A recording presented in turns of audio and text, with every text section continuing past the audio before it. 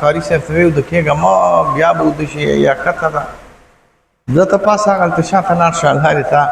په دواړو جنتونو خوشحالي شه خوب والا به راته مخامخ نه کښېنئ یعنې بیا به زه موده کېږم په دې منبر د پاسه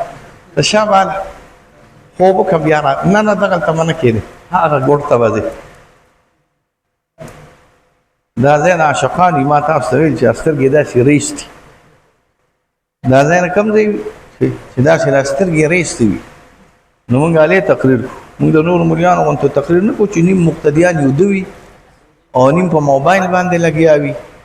او نیم وایي چې مولوي صاحب به کله خبرې بس کوي که تقریر ته مړه وي کوم بېګنې په ما باندې هېڅ ضرورت نشته دغه کتابخانې کې به کښېنم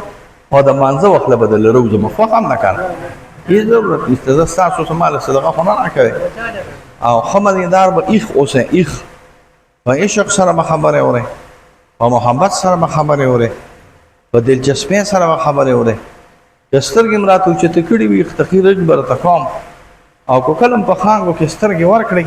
او سوټونه م په خانګو کې ورکړه یو ټکي م درته نه وایم که مې درته وویې خبره مې به هر حال تاسو ته دا کوله